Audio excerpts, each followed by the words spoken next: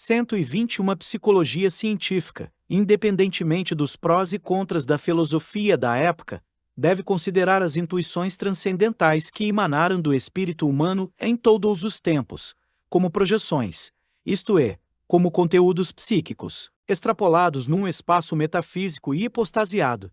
Historicamente encontramos a anima nas exígias divinas, nos pares divinos masculino-femininos. Estes mergulham, por um lado, nas obscuridades da mitologia primitiva e, por outro, elevam-se nas especulações filosóficas do gnosticismo e da filosofia chinesa, onde o par cosmogônico de conceitos é denominado Yan masculino e Yin feminino. Podemos afirmar tranquilamente, acerca dessas exígias, que elas são tão universais como a existência de homens e mulheres.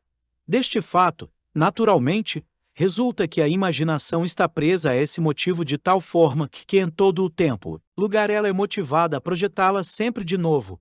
121 Ora, sabemos pela experiência médica que a projeção é um processo inconsciente automático, através do qual um conteúdo inconsciente para o sujeito é transferido para um objeto, fazendo com que este conteúdo pareça pertencer ao objeto. A projeção cessa no momento em que se torna consciente, isto é, ao ser constatado que o conteúdo pertence ao sujeito.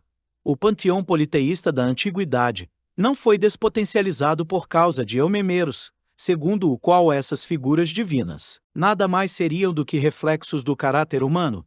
Ora, é fácil mostrar que o par divino é simplesmente uma idealização dos pais ou de qualquer outro par amoroso humano que, por um motivo qualquer, aparecia no céu. Esta suposição seria extremamente simples se a projeção não fosse um processo inconsciente, mas sim uma intenção consciente. Podemos presumir, em geral, que os pais sejam os indivíduos que mais conhecemos, isto é, dos quais o sujeito tem perfeita consciência, mas é justamente por essa razão que não poderiam ser projetados, uma vez que a projeção diz respeito a um conteúdo inconsciente para o sujeito, o qual aparentemente não lhe pertence. A imagem dos pais é precisamente a que menos poderia ser projetada, por ser demasiado consciente. 122 Na realidade, porém, parece que são as imagens parentais as mais frequentemente projetadas. Este fato parece tão evidente que quase se poderia concluir serem projetados os conteúdos conscientes.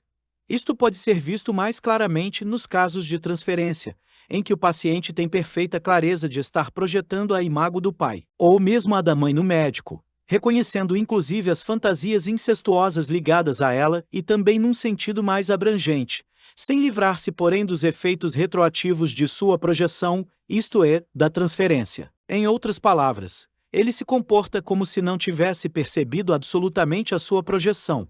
A experiência mostra, no entanto, que nunca se projeta conscientemente. As projeções sempre existem e só posteriormente são reconhecidas. Podemos, então, presumir que, além da fantasia incestuosa, há conteúdos de grande carga emocional, associados às imagens parentais, as quais precisam ser conscientizadas. Estas últimas parecem mais dificilmente conscientizáveis do que as fantasias incestuosas, supostamente reprimidas por uma resistência violenta, sendo portanto inconscientes. Supondo que esta opinião é correta, somos obrigados a concluir que, além da fantasia incestuosa, existem conteúdos reprimidos por uma resistência ainda maior. Como é difícil imaginar algo mais indecente do que o incesto, vemo-nos embaraçados ao pretender dar uma resposta a esta questão. 123 Se dermos a palavra à experiência prática, esta nos dirá que as fantasias incestuosas se associam ideias religiosas ligadas às imagens parentais. Não é necessário apresentar provas históricas no que concerne a esta questão. Todos a conhecem. Mas o que dizer da vergonha das associações de teoria RLG e o S? O ponto de interrogação asterisco 124 Alguém observou certa vez que, em ambientes sociais convencionais seria mais difícil falar de Deus à mesa do que contar uma história picante. Realmente, um número maior de pessoas suporta com mais facilidade assumir suas fantasias sexuais do que reconhecer um salvador em seu médico, porque o primeiro caso é legitimamente biológico e o segundo, patológico, causando grande temor. Na minha opinião, porém, se dá demasiada importância à resistência. Os fenômenos podem ser explicados por uma falta de imaginação e reflexão, o que torna a conscientização difícil para o paciente. Talvez ele não tenha uma resistência particular contra as ideias religiosas, mas nunca lhe ocorreu a possibilidade de poder considerar seu analista como um Deus ou Salvador. A simples razão o protege de tais ilusões, mas ele hesita menos em supor que o próprio médico imagina tal coisa. Quando alguém é dogmático, tem maior facilidade de considerar o outro como profeta e fundador de religiões. 125 ideias religiosas são, como prova a história, de uma força sugestiva e emocional extremas.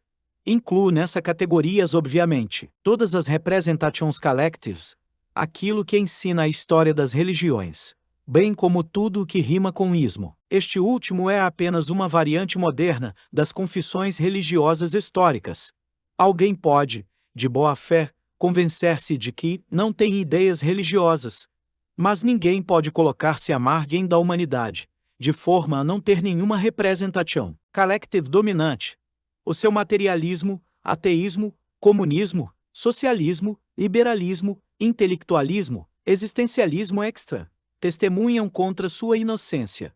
De alguma forma, em alguma parte, aberta ou dissimuladamente, ele é possuído por uma ideia supraordenada. 126. A psicologia sabe o quanto ideias religiosas têm a ver com imagens parentais. A história preservou testemunhos poderosos desta evidência, independentemente das descobertas médicas modernas, que levaram certas pessoas a supor que as relações com os pais são a origem real das ideias religiosas.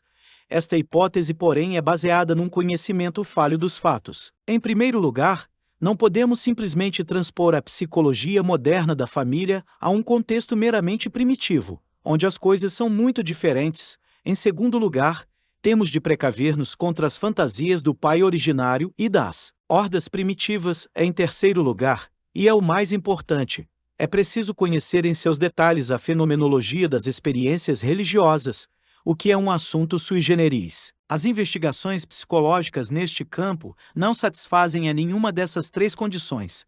127. A única coisa que sabemos positivamente a partir da experiência psicológica é que há ideias teístas associadas às imagens parentais, inconscientes para a maioria de nossos pacientes. Se as projeções correspondentes não puderem ser retiradas intuitivamente, temos toda a razão para suspeitar da existência de conteúdos emocionais de natureza religiosa, sem levar em conta a resistência racional do PACINT e *128 na medida em que temos algum conhecimento acerca do homem, sabemos que ele sempre está sob a influência de ideias dominantes. Quem alegar que é isento de uma tal influência, é suspeito de haver substituído uma forma conhecida de crença religiosa por uma variante desconhecida tanto para ele como para os outros.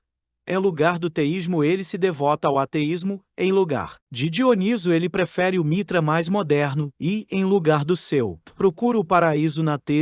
129. Um ser humano, sem uma representação collective dominante, seria um fenômeno totalmente anormal. Mas um tal fenômeno só ocorre na fantasia de indivíduos isolados que se iludem acerca de si mesmos. Erram não só acerca da existência de ideias religiosas, mas também e principalmente em relação à intensidade das mesmas. O arquétipo das ideias religiosas possui, como todo instinto, a sua energia específica, que ele não perde ainda que sua consciência o ignore. Assim como pode ser afirmado com a maior probabilidade que todo ser humano possui todas as funções e qualidades humanas médias, podemos supor a presença de fatores religiosos normais, isto é, de arquétipos, e essa expectativa não falha, como é fácil reconhecer. Quem consegue descartar um manto de fé, só pode fazê-lo graças à convicção de ter um outro among classe chains, classe reste la même chose. 19. Ninguém escapa do preconceito da condição H1N.130. As representations collectives têm uma força dominante e, portanto, não é de surpreender que sejam reprimidas por uma intensa resistência. Em seu estado de repressão, elas não se ocultam através de qualquer insignificância, mas de ideias e figuras que são problemáticas por outros motivos e que intensificam e complicam sua natureza dúbia. Por exemplo, tudo quanto se gostaria de atribuir aos pais e culpá-los de um modo infantil é exacerbado por essa intensificação secreta da fantasia, e por isso permanece em aberto a questão de saber em que medida deve levar-se a sério a famigerada fantasia do incesto. Por detrás do casal amoroso ou parental, há conteúdos de extrema tensão, não percebidos pela consciência e que só podem ser notados através da projeção. Essas projeções ocorrem de fato e não são apenas opiniões tradicionais, o que é documentado historicamente. Isto mostra que as exígias são projetadas de forma visionária ou vivencial, contradizendo as crenças tradicionais.